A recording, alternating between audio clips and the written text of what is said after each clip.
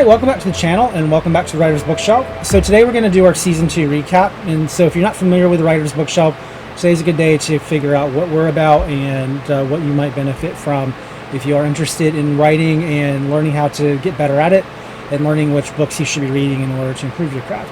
So if you've missed previous episodes, including our Season 1 recap, you can go back through the channel and look at some of the ones that you've missed so you can get a better idea of what this is about.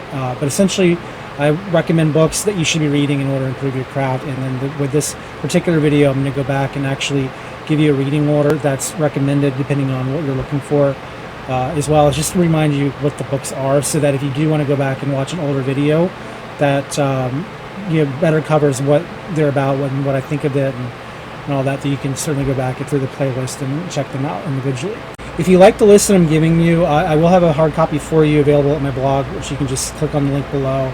And it'll take you over to my page where you can just copy and paste it and then save it wherever you want, and then you can use the reference for your own benefit. But again, if you go to any individual video, it'll actually give you a direct link to Amazon that you can use in order to just get the books directly if that's what you're interested in. So do keep that in mind. Anyway, let's go ahead, and before I go through the list, I just want to remind you guys that Season 3 will be coming probably this summer. I don't know exactly when. I'm still trying to just figure out which books I want to do for that and read some of the ones I got caught up on. I've been kind of taking a break from reading these things because, as you can imagine, doing 50 in a row, not great for the brain. So this is kind of a pro tip for you guys too when you're going through this list, is do manage your time. I do produce these reviews out like 1 week apart, so I can understand that if you're trying to read through them all like 1 week after another, it's going to be overwhelming. So I don't recommend you do that. It's another reason why I have this list here, so that I can give you a chance to go back and figure out which books you still need if you need them, make that judgment. So this is really more for just kind of self-guidance and hoping that if you have a book that you like, check it out. If you think it's one you can skip, and there's some you probably could, then you can give yourself that pace. But anyway, Season 3 should be probably no sooner than the summer. I don't want to give you guys a date at this point. I would just say subscribe to the channel, keep an eye out. At some point you're going to see the next episode, and remember they do air every Friday at 10 a.m. Eastern Standard Time, and during season it'll be every Friday, and then post seasons will be our bonus episodes where we go monthly.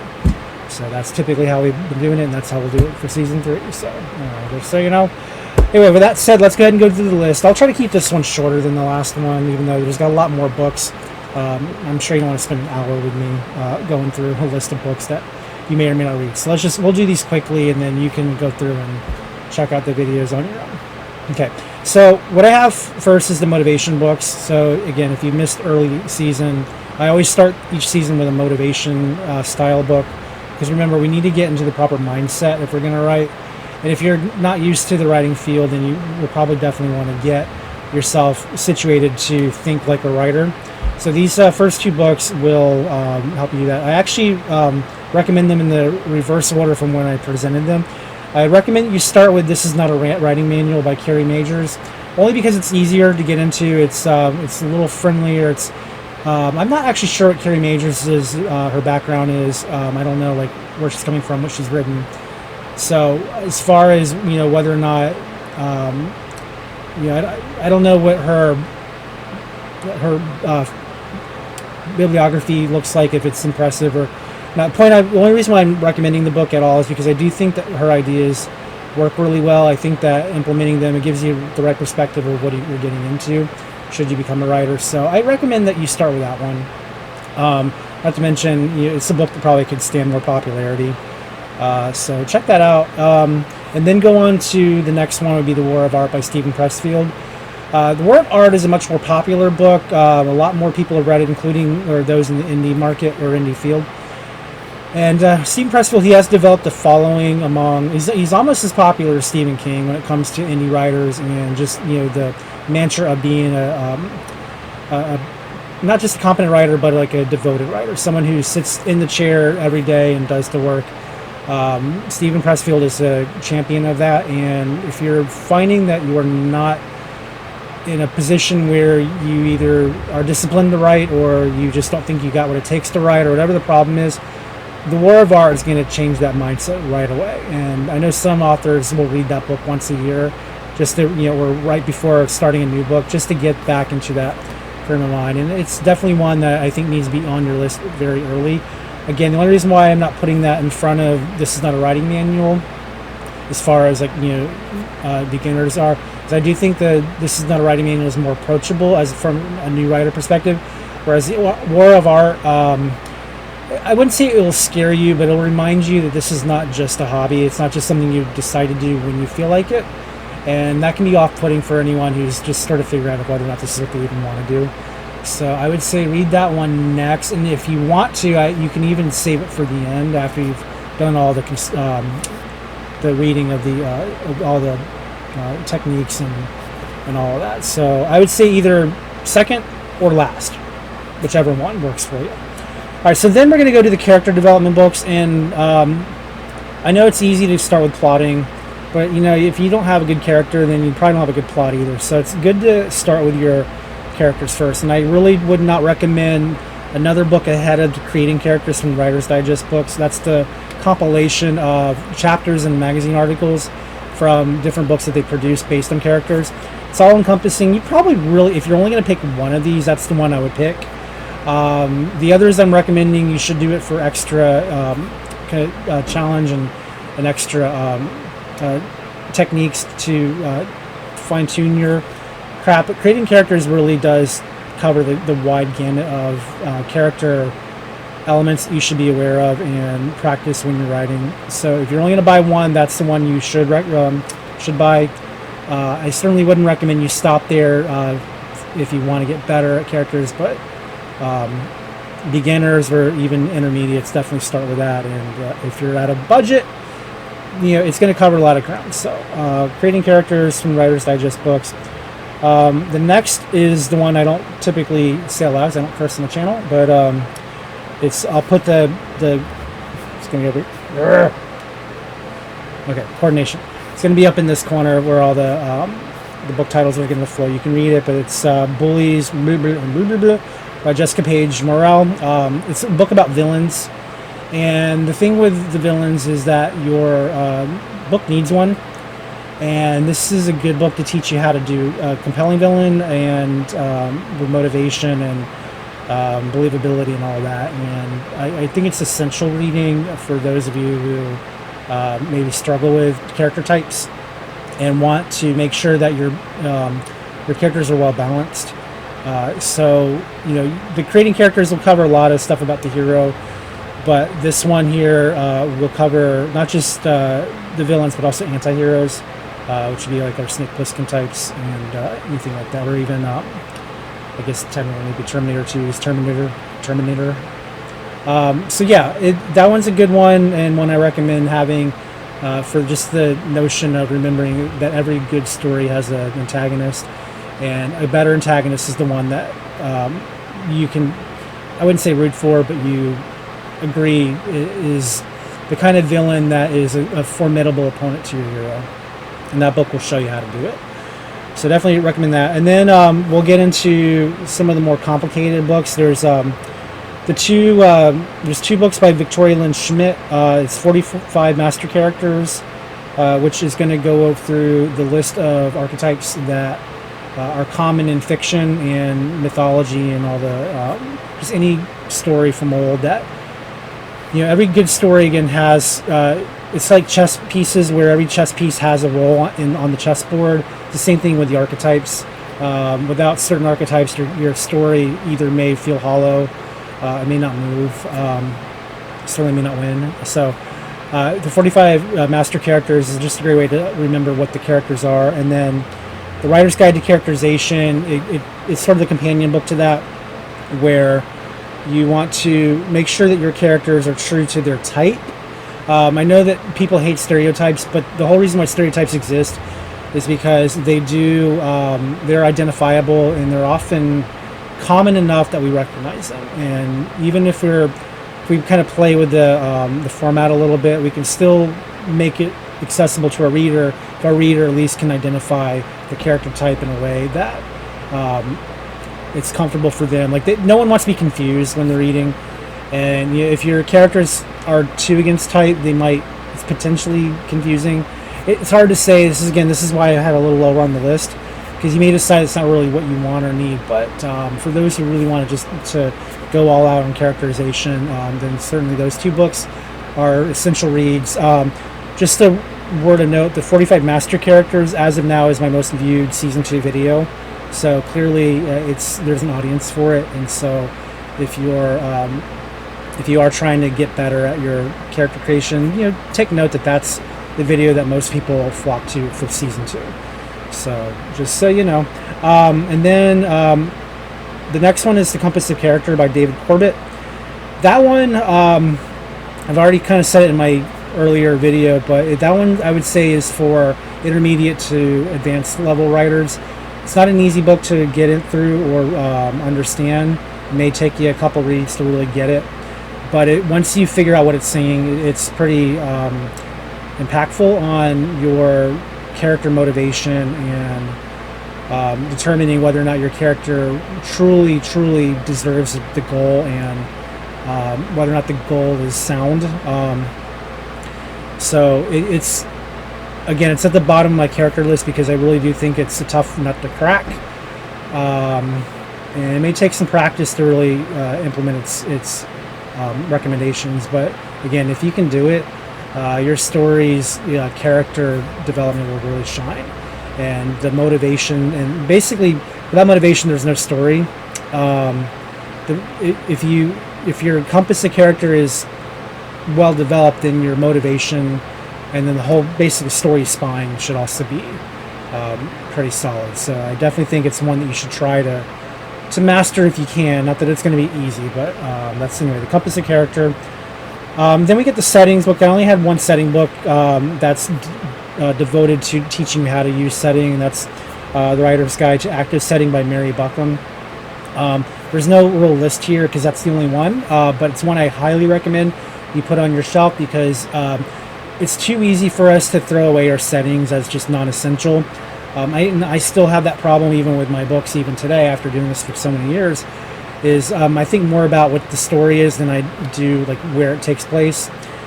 And the thing with the active setting book is that it gives you a reminder of how to turn setting into personality and into a character of its own right. And so, no one thinks of Batman without also thinking of Gotham City. If you put Batman anywhere other than Gotham City, it's going to be hollow. And by the way, I'm recording this on the eve of the new Batman movie.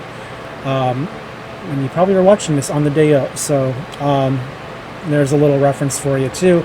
If you like Batman, you know that you're going to be upset if Gotham is not a part of the story. So the setting book, I think, is pretty important. I think it's well written. It's easy to get into. Again, it's not higher on the list because I do think setting is one of those things you need to master after you get through character and all that. But if you have trouble with good settings, then I definitely recommend that. Then we get into some of the plotting books. I didn't have that many in this season because I thought it was more important to develop some of the other skills. It doesn't mean that I didn't go there. So for plotting, I started with writing the Breakout Novel by Donald Mass. It's actually, I think, one of the first ones I read way back in the day. That's, I think, his first official writing book. He's got 5 so far. But that's the one that he's an agent who also is I guess you can call him a teacher if you want. But he has 5 books for writers so far. Probably more on the way. And I just, I like his down-to-earth approach on how to approach story and plotting and all that. And so writing the Breakout Novel, that was the first, and it's still a goodie. I don't think you should stop there, but if you really know nothing about plot, I think that's a great place to start. Of the books that I did for season 2, I do think that there are better ones that I covered way back in season 1. That if you've missed that video, go check it out. It's further down the queue. I'll probably actually use that for my end card. So, or you can just wait till the end of the video and click the end card, and that'll take you there. But the thing with the Breakout Novel is it's pretty straightforward. It covers all the important ground. And again, it's written by a literary agent who owns his own agency, and he's sold many books to many publishers. So He knows what he's talking about, and I think anything that he writes, some people don't like him for reasons, I don't know why, but whatever. He's a good writer, good instructor. You learn a lot from him, so just suck it up and read his book. It's good. Then the next one is The Fire and Fiction, also by Donald Mass. So it was his follow-up book. It basically, I would say it's probably more of the same but deeper. You could probably just technically read the first one, and that would be good enough to get going. But reading the second one will, again, it will strengthen your knowledge of plotting. And I think if you're going to read one, you may as well read the other.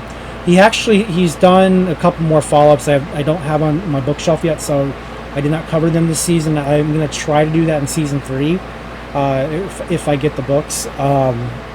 So we may talk more about that.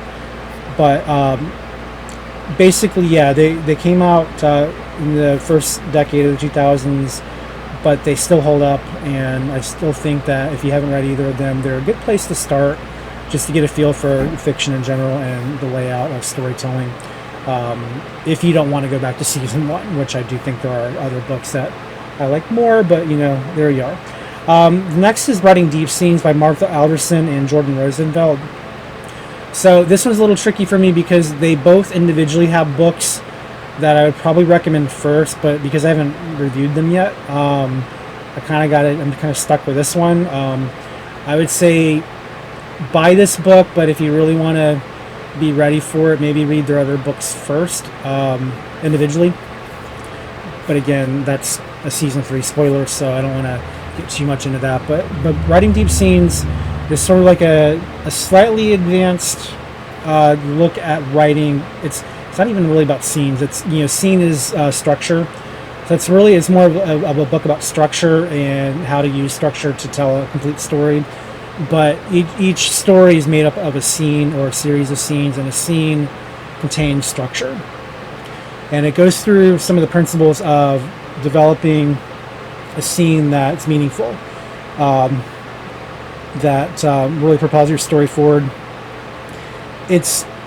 I would say it's probably a really well-written basic book, and I don't mean basic like start there.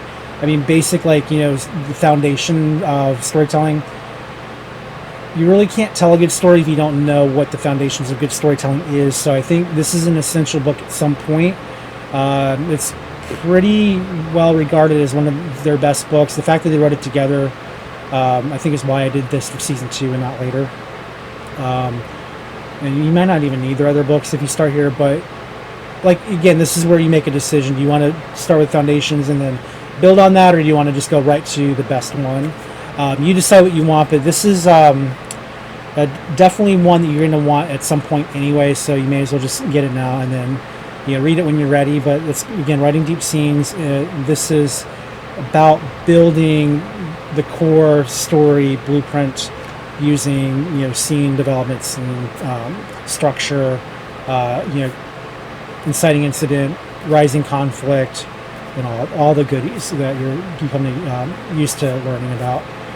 And again, making the scenes matter to the development of your character.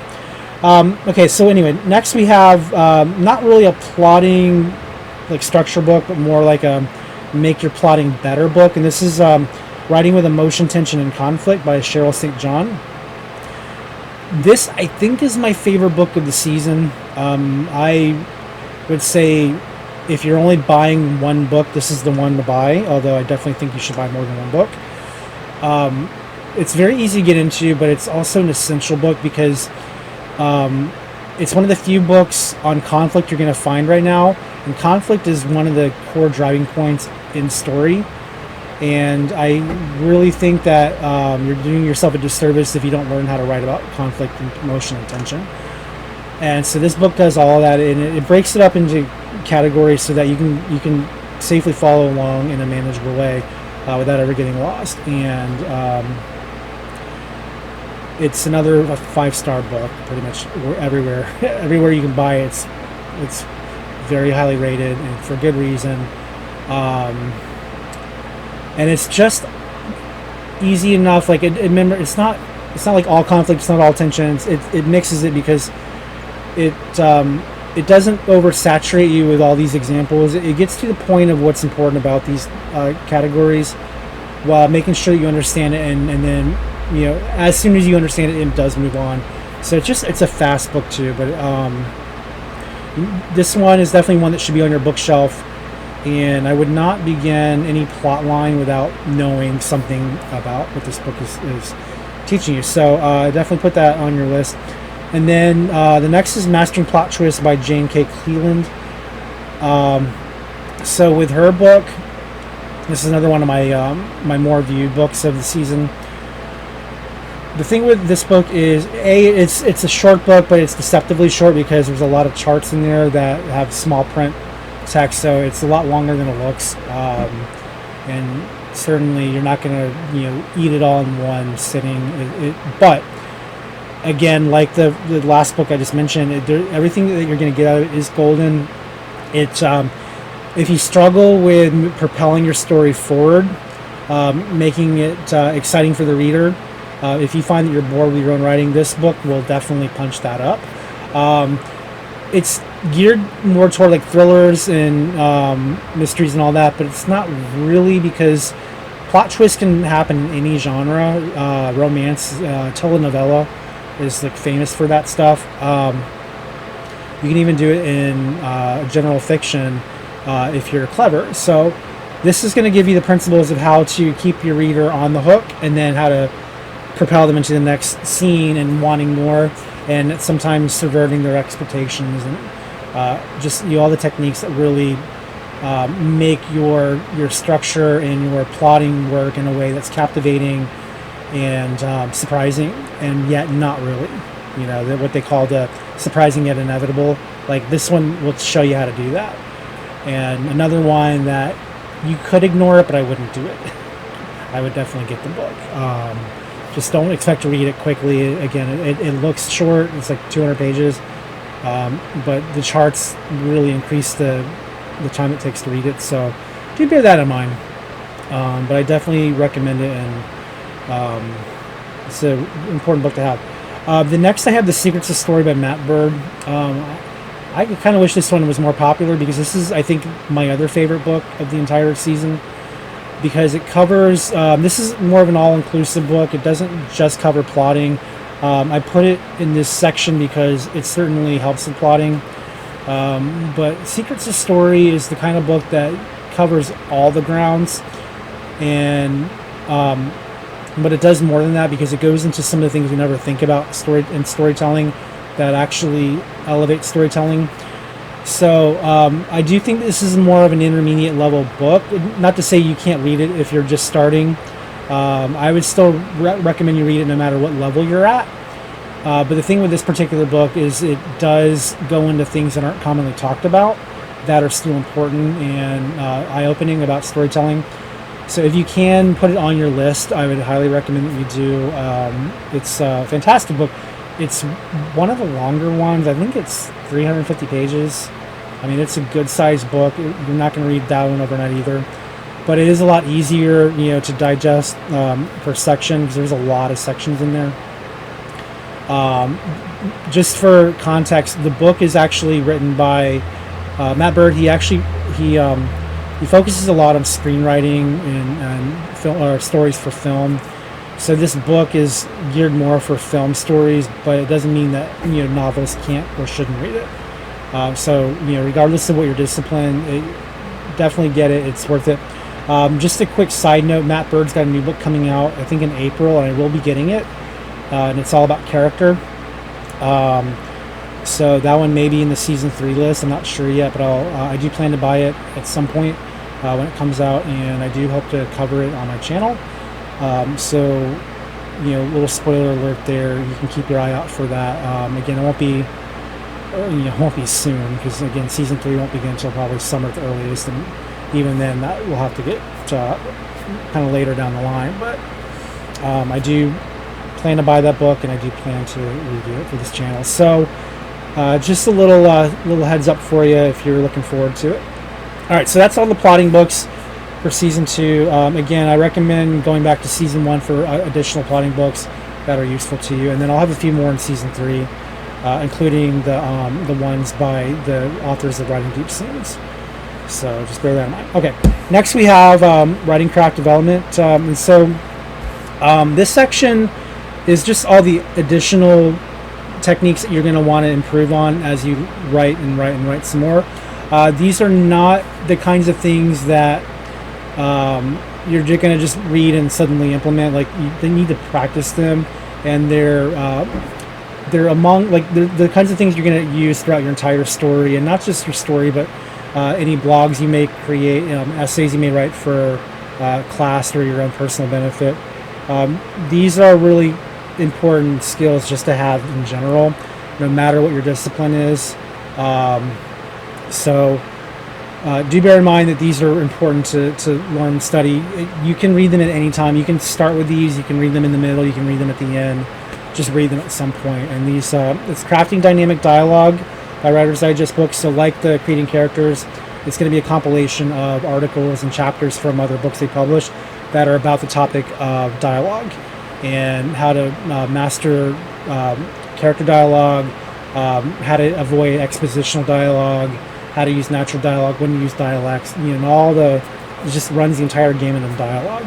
The only other book on dialogue that I know of that I haven't read yet because I'm intimidated by the author is Dialogue by Robert Mckee, which again I hope I will get a copy of at some point.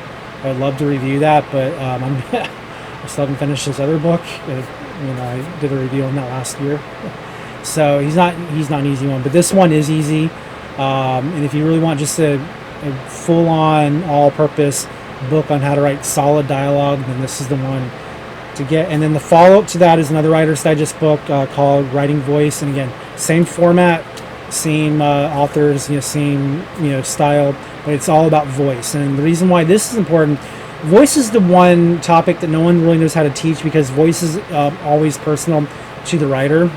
It's their style. Like for mine, I'm kind of sarcastic in my writing. I like a little bit of parody among the serious. Like it's a tough balance to make. Doesn't always work. That's one of those things where even I have to take a step back and ask, okay, is this too jokey? Is this, will this work? And, I think I have a lot of mixed reviews, as I think a lot of readers don't quite understand my style. And, but that's fine, that's my style. And, some people, those who actually appreciate what I do, they're going to want more. And, they're not going to get that from, anybody who tries to emulate me. They're going to have their own style. So voice and style are kind of simpatico. And this kind of gives you some tips on how to hone your own and how to not master your voice so much, because that's really something you have to do with practice, but at least how to be comfortable with your voice and how to apply it to writing. And again, it's another valuable book to have. And because there's so few books on voice, actually I'm not sure if there's any books on voice, so because of that, you really just want something that covers that topic, and it's the best out there. So definitely have that. Anything with the Writer's Digest compilation, including the one I didn't cover, it's the one on novels and short stories. I may do that next season. Anything they do as a series, I recommend. The compilation books are great. I think they're undervalued because we put so much stock into the single authors who have this particularly focused topic. But the thing with the compilations is that you get perspectives from many different authors, and they're still compiled in a way that makes sense to. It's almost kind of like what I'm doing here with this video. So anyway, get that book. It's good. All right. The next two, these are optional books. I don't think you have to have them to be a good writer. But these are here to give you a different way of approaching your work. If you feel like you're growing stale and you need, or maybe your methods aren't as good as you think they are, these two books are good opportunities to look at new ways to write, so that you can maybe that will connect better. So anyway, the first is The Emotional Craft of Fiction, also by Donald Mass. This would be his fifth book. Again, I skipped the third and fourth ones because I don't have them yet. But this one is a tough one to define, and this is also the reason why I say it's optional, because it's not only tough to define, but even reading it, you may have to read it a couple times to really absorb it. But essentially, what this is, it's about investment into your writing. It's about it's a way of getting into your writing in a way that's meaningful, emotional, that gives it purpose. It's looking for reasons why you would write your book. It's an unusual topic because most writing books don't cover this topic. And again, even as I'm explaining it here, it's hard for me to remember exactly what it said because it is such a unique book. And this is one of the few I'd recommend you go back and watch the actual video review of it because it's going to get into more detail about what it is. But I would say at the very least, look it up on Amazon or go to my blog and look at my mini review there to see if that's something you even want. Donald Mass himself admits that it's not a conventional book that he would normally write, but it was the kind of book he felt like he needed to write. And I think partly because, again, it's a unique topic, but I think going along with voice, it's sort of like the artist's expression of why does this work matter? How do I get it to matter? How do I connect with it? How do I get my reader to connect with it? I would say it's an advanced level book. It's not going to be for everybody. And even I'm thinking I might even want to go back and reread it just to see if I can reconnect with it because it's definitely worth reading. And it gives you something to think about. But yeah, it's a tough one. It's tough to recommend. It's tough to read. But I think it really opens your eyes to some different ways of approaching your work if you do give its principles a chance. I don't know if you can hear my cat scratching at the door, but I'm not letting my cat down here at almost 1 a.m. So forgive the scratching if you can hear it. All right. So next is From Where You Dream by Robert Olin, Butler, and Janet Burrow. Janet Burrow is the transcriber. It's based on the workshops of Robert Olin Butler. He's a writing instructor up in, I think it's the Florida State University, I believe is where he teaches. But anyway, he did some workshops. This is back in the mid-2000s, and Janet Burrow transcribed it and made it into a book. But it's two halves. It's the first half is it's a new way of looking at how to write, and then the second half would be the practical workshops of people who actually put it into practice. There's this different schools of thought on how to write. There's what we call the plotters, where they plan out their story before they write a word, and then you have the pantsers. I still hate the word. Who they're organic. They write as they go. They discover as they what's going to happen as they write. That was kind of how I started, and I kind of became a hybrid writer where I do a little bit of both. I'll have a basic premise of what I want to do, but I'll still discover my way through it because I don't like the idea of being pinned to an outline that may ultimately not work. Because sometimes in the writing you discover that it wants to go somewhere that the outline hasn't gotten us to, and then you have to ask yourself, well, why did I craft the rest of this outline? Whereas the pantsing method gives you an opportunity to just go wherever the story wants to go. Problem is you can get into a tangent that way. It's like trying to write a thesis and ultimately going off track from that thesis because you found a nugget that you chased, and now you're a squirrel up in a tree with a nut, and you meant to be over here. There's pros and cons to both sides. Then of course you have things like the Snowflake Method, where you start off with a general idea, then you keep expanding and expanding until you end up with a full novel. So From Where You Dream is the dream method. It's a little bit of everything there. It's basically the premise is that you don't write a word until you've given some time to think about the story, and you just you meditate on it, you think about what you want.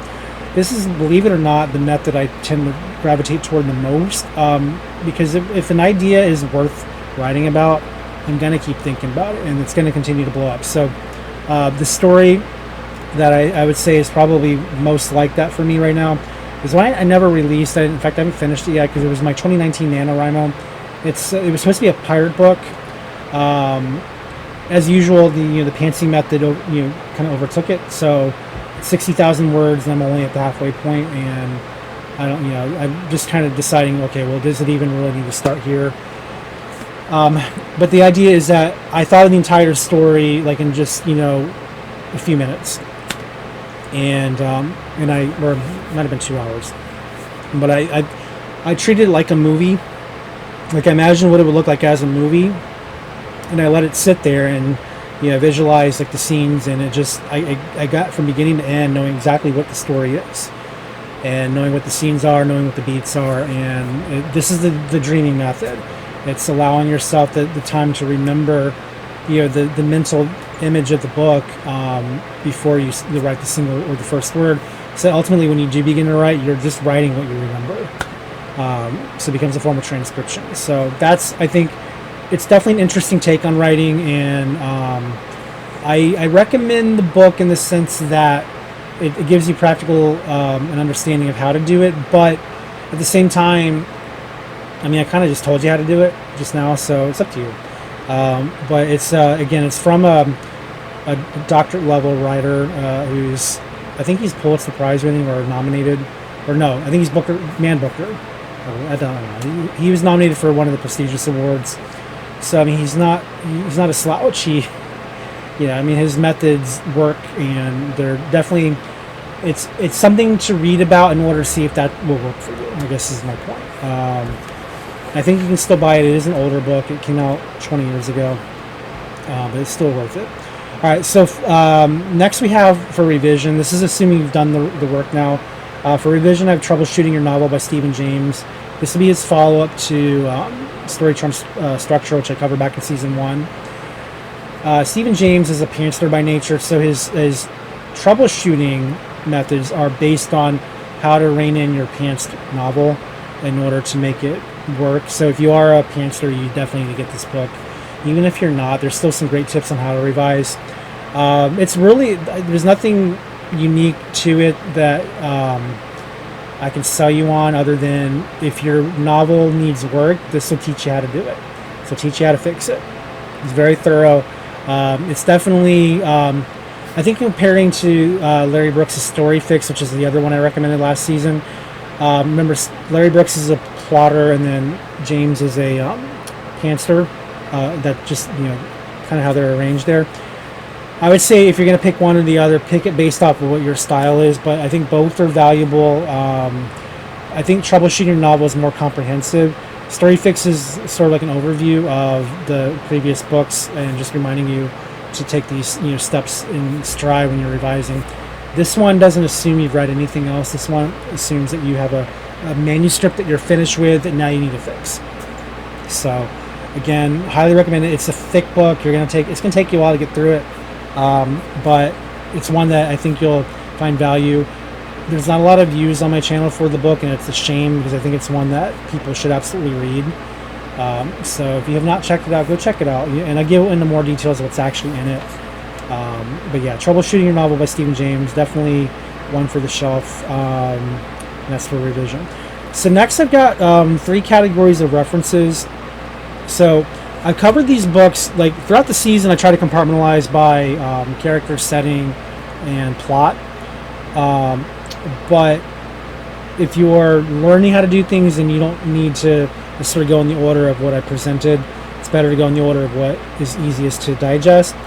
But I integrated a lot of reference books in with the character development and setting books and all that, because they're thematically appropriate. But for this list, I'm putting them at the end because you're going to need them once you decide you're ready to use them. Also, they're not really books you have to read. They're books you refer to, hence the references. So the first would be the Merriam-Webster's Visual Dictionary by Jean-Claude Corbiel. It's I would say, I don't care what you're writing, you need to have this anyway, because we don't always know what the words are that we're looking for, and so to look them up, like how are you going to look up a word you don't even know exists?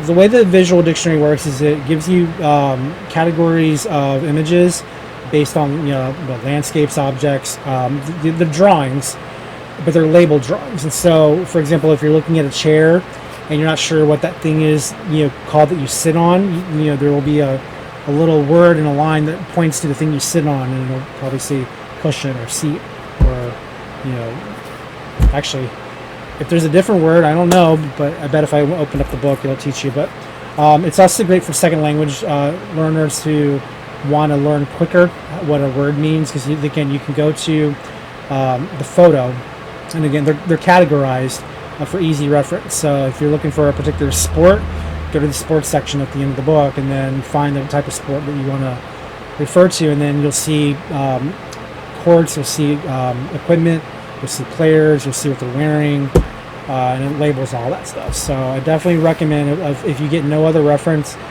get the visual dictionary, because it's one that you should absolutely have no matter what your writing discipline is. It's good to know things, and this will help you know things. Okay.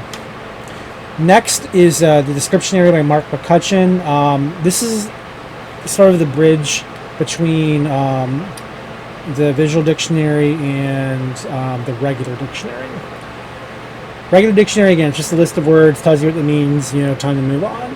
The Descriptionary, it's structured like the visual dictionary, but it's all word-based. So if you, again, need to know what all the terms are representing landscapes, it'll list all the terms, and then you can find the one that, the definition that matches what you're looking for. So it's a bit harder to navigate it because there's no pictures, but because it's all categorized, it's still basically easy to go and find what you're looking for. And it's a great way to learn what things are made of. So I definitely recommend that one. Again, it's an older book. Actually, I was wrong in my video. I think I credited the wrong year. I didn't realize how old it was. I actually bought a more recent version, but apparently it's been around years even before the one I bought. So I don't know if or when it'll be updated, but either way, if you can get a copy of it, it's definitely worth having. It's a great companion to the visual dictionary and your regular dictionary. As I said in my other video, it works as a medium. So if you struggle to understand entire concepts of categories, this is a good one to help you get there. The next I have is it's a little out of order from the way I presented it in the season. This is Word Savvy by Nancy Ragno. Word Savvy, another one, it's great for second language learners, but really just good for anyone, because it goes through all the words that we commonly misuse, and it shows you the right words to use for which occasions.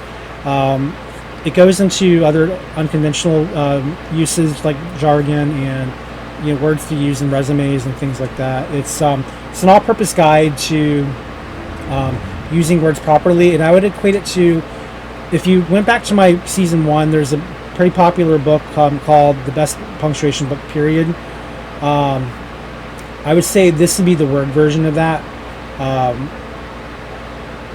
If you want to get better at vocabulary, Word Savvy is a great one to have.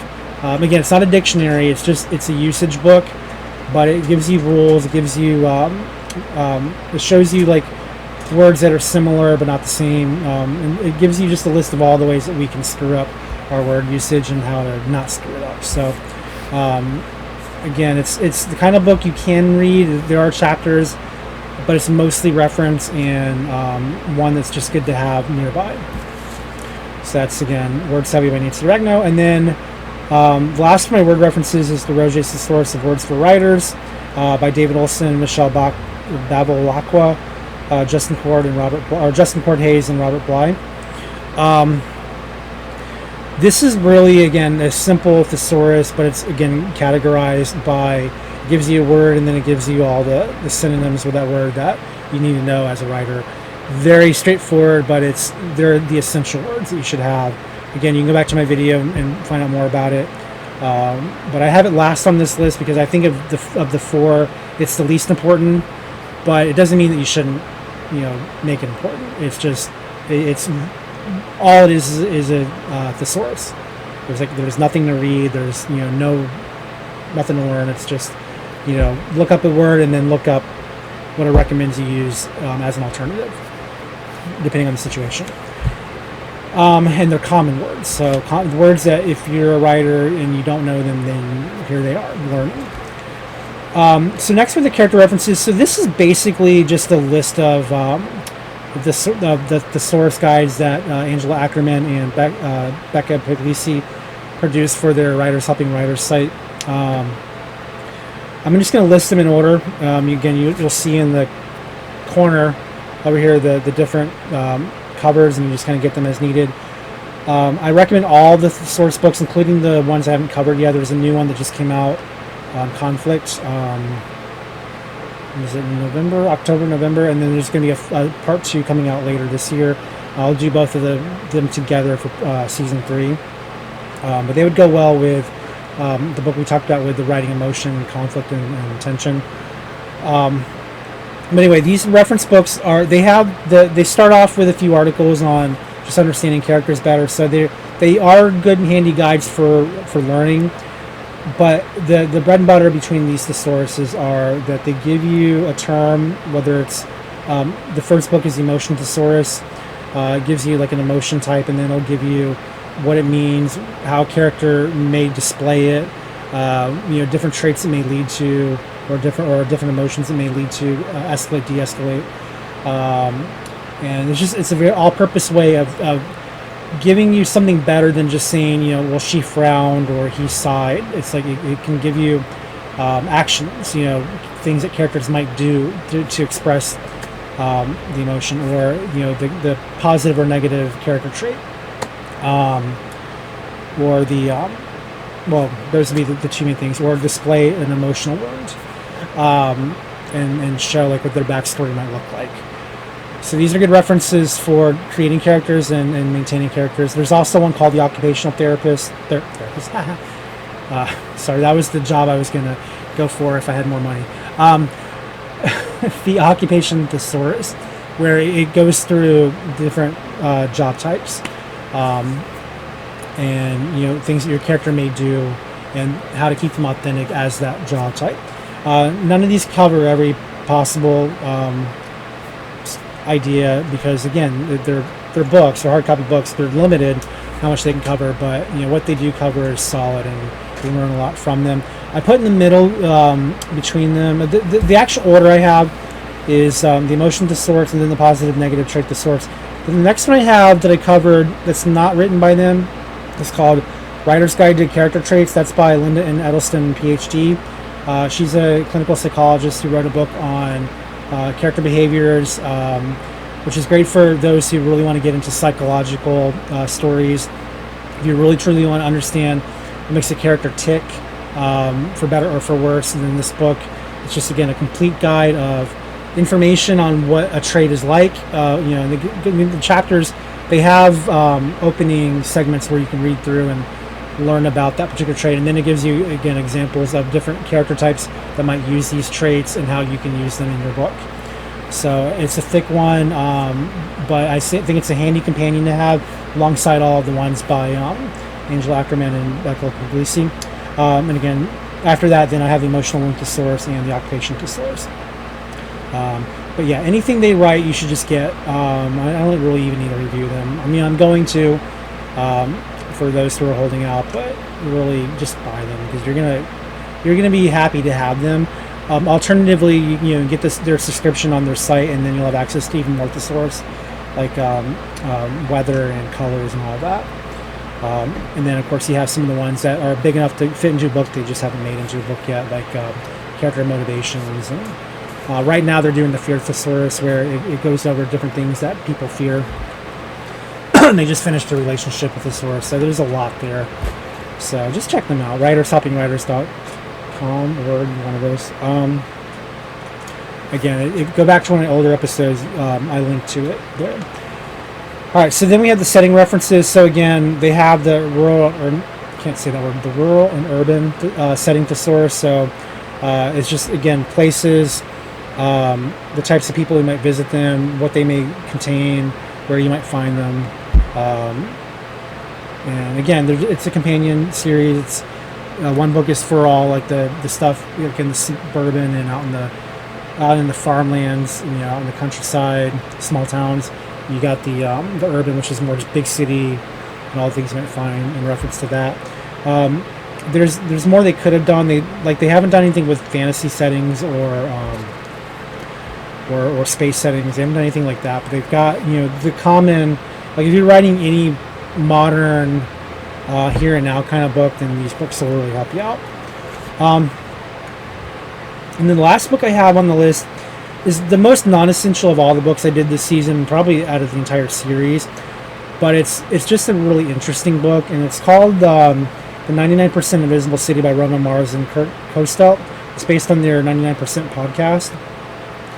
What I find interesting about it is, it's a good reference to use to kind of remind you how to research, which is why I included it in the series in the first place, because I wanted to remind you that research is just as important as anything else. But it also gives you a lot of interesting background information about the things that we normally overlook in a big city. For example, there's over in Paris, there's a bridge with all these locks on it, and it gives you the history of why those locks were on there. And of course, there's other things too, like why manhole covers have designs on them. And for writing, I mean, it might give you ideas, it might not, but it's a way to kind of broaden your understanding of how the world works, and which is something I think every writer needs to have. And if we ignore the idea of improving our own worldview, of knowing how things work, of knowing what's out there, it makes it harder for us to write a good story, or at least an authentic one. So the book is on the list not because you have to read it, but because it's a reminder that you should be reading other material, not just writing books. Anything that will help you become better at telling a story is absolutely essential. And this is one of those books where it's a really nice book with great illustrations, and I mean the textures. It works. It's designed like a magazine. Like it's got like the articles are laid out like magazine articles, but you learn a lot from them. And I think I had it in there with the settings because you can learn a lot about settings from this book. But again, not essential if you're going to skip anything. If you're going to skip one book, that would be the one to skip. But why skip a good book? So anyway, I think you should get all the books. But this is going to kind of segue now to the end, because we are that was the last book. I want to remind you guys too that not every book I recommend do you have to read to get better at this. Ultimately, you need to practice, and you need to practice good habits. The whole reason why I'm doing this series is I want to make sure that you're on the right track. Practice is really the most essential skill here, because if you don't practice, then all the education in the world is not going to help you do jack. I got an entire bookshelf. I probably got 100 books right now, and because my memory is so faulty, I often have to go back and remind myself what books say. And if I don't put to practice the things I've learned, I get rusty too. The book I'm writing for my reader magnet for my email list, called Paperweight, I think it's going to be a fantastic book when it's finished, but that's only because it's based off of what I think it's going to be. The writing itself right now, I'm having a hard time with it, because it's complicated. It's not a complicated story. It's just, I have to go and know the character. I have to know the places where they work. Like there's there's an entire office setting. I don't really have experience with a traditional office, with all the phone calls and the office with Steve Carell and all those guys.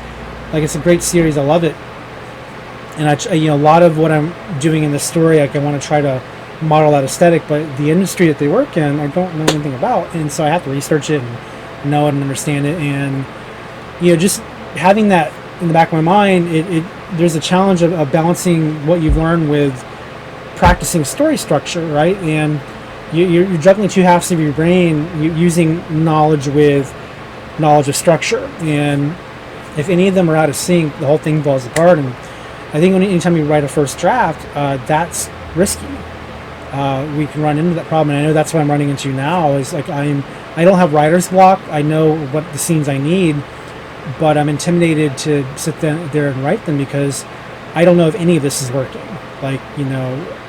Just because it's going to be my reader magnet doesn't mean it should be experimental. Like, it needs to work.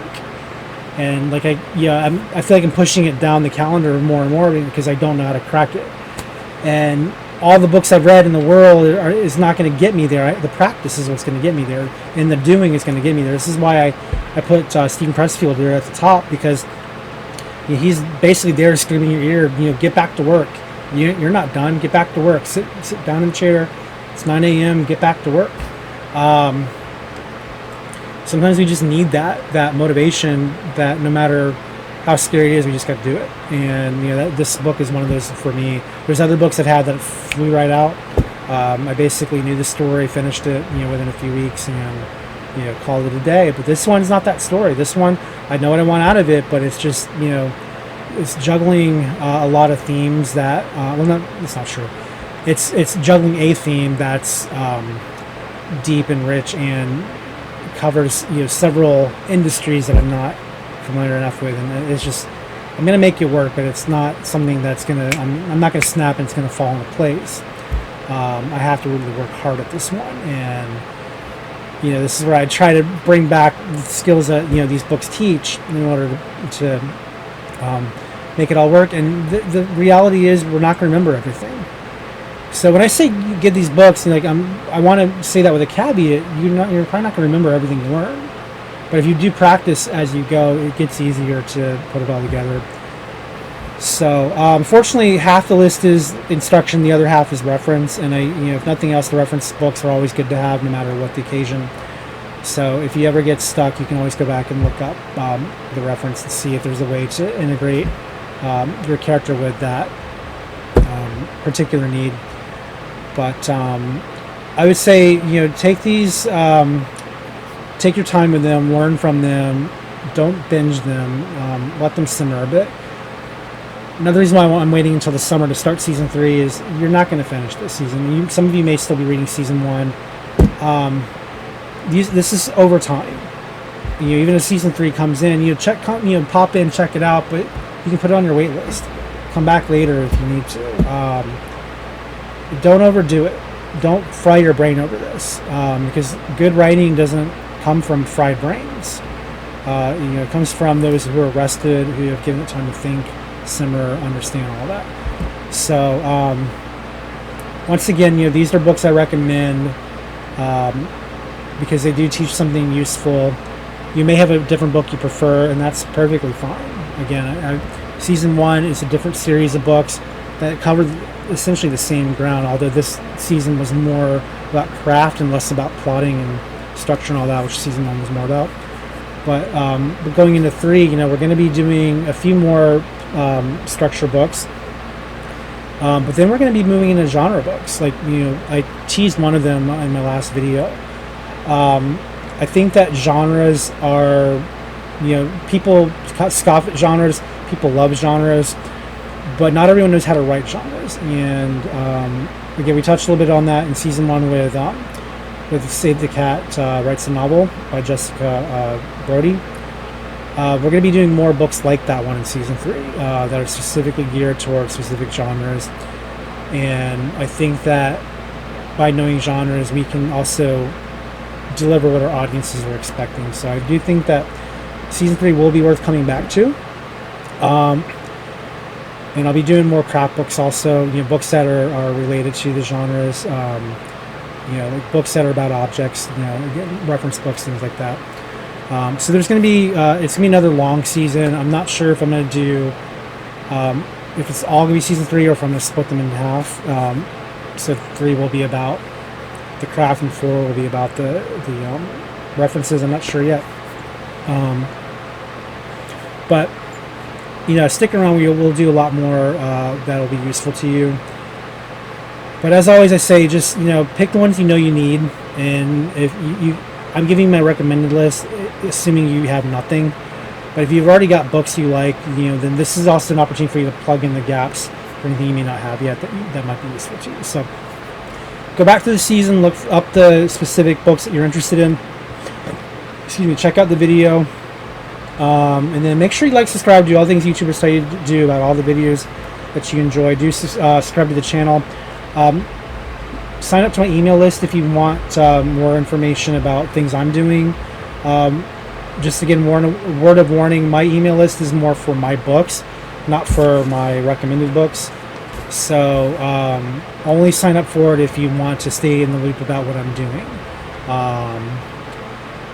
But the advantage of signing up is you'll get Paperweight for free whenever that's finished. I don't know when that'll be. It'll be the ebook. You can already get a short story collection called Read My Shorts. It has the short story version of Paperweight, which the novel or novella will be based on, and then you got a couple others in there that were just fun stories. I mean, are they any good? You be the judge of that. But they're short and fun and kind of non-serious. So if you like just fun, stupid stories, these three I think will work for you. But anyway, that's the read my shorts, and then there'll be other books that'll be giveaways for subscribers much later down the road. I don't know which ones yet, but that'd be the advantage of signing up. But again, do it only if you care about what I'm doing, independent of the YouTube channel. If you only like the YouTube channel, then you're not going to really get anything out of the mailing list. So just bear that in mind. Anyway, that's it for now. Thanks for watching. That's again it for the Writer's Bookshelf for at least 3 months, maybe 4. So in the meantime, I'll pop out other videos for writing news and anything writing based that I think is worth talking about. I kind of want to talk about reviews soon, because I had one of my books got a rating that had no text with it, but it basically made the book look really bad when everyone else that I talked to read it, they liked it. So I want to talk a little bit about not necessarily that experience, but the idea of when to review and how to review and all that. So that'll probably be my next video. I'm not sure when I'll record it. So like I said, subscribe so you ring the bell so you know when it comes out. But it won't be tomorrow. It'll be later sometime. I don't know when.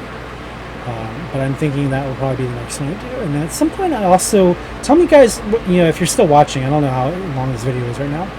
I said it'd be short, but I'm always wrong. Tell me in the comments if you're still watching, if you would like to see some videos about my writer's journey in particular. Again, forewarning, I don't sell a lot of books. I know there's a lot of YouTube channels on writers who are making 4 or 5 figures every year, every month, and it's almost nauseating that so many people are making it, and all the ways in which they're making it, when it's really an individual thing. I'm not making it. I'm actually I did my taxes just last week, and I reported $41 for 2021, and that was my best year ever for writing. That's realistic for a lot of writers, and if you're new to writing, I hate to say it, that might be realistic for you too. I hope you do a lot better than that. I hope we all do. But I'm just wondering if you guys are interested in videos that cover the hard reality of what a lot of us go through, and how soul-crushing it can be, but also how hopeful it can be. And then just some of the tools that are out there that can help make it a little better. And again, it won't be like the stuff that you normally would catch with the nice cameras and all of that.